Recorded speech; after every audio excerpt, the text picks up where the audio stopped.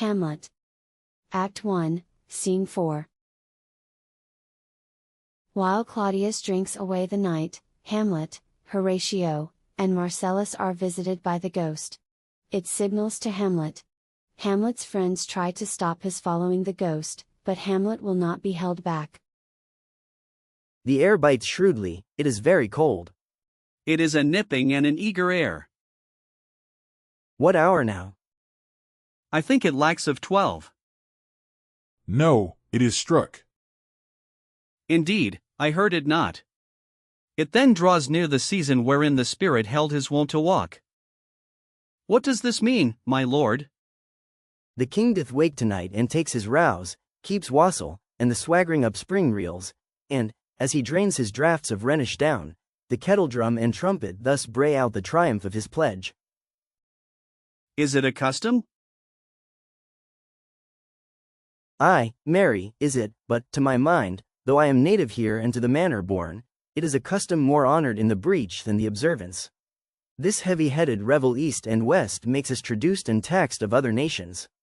They clepe us drunkards and with swinish phrase soil our addition, and, indeed, it takes from our achievements, though performed at height, the pith and marrow of our attribute.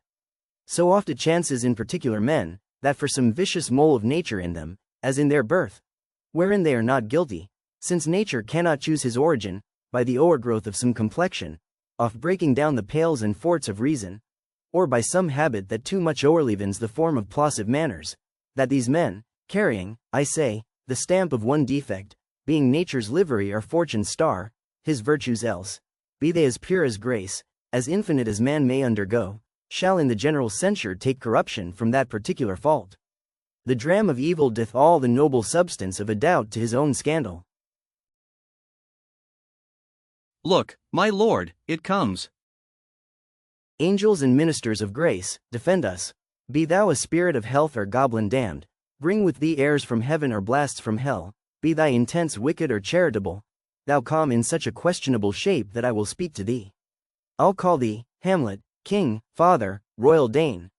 Oh, answer me, let me not burst in ignorance, but tell why thy canonized bones, hearsed in death, have burst their cerements. Why the sepulchre, wherein we saw thee quietly interred, hath oped his ponderous and marble jaws to cast thee up again.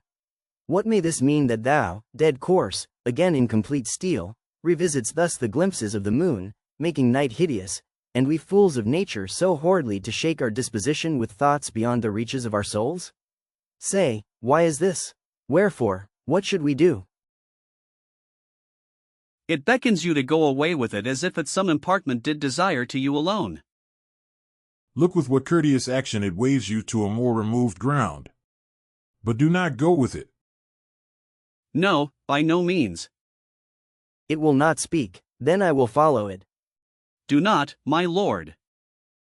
Why, what should be the fear? I do not set my life at a pin's fee.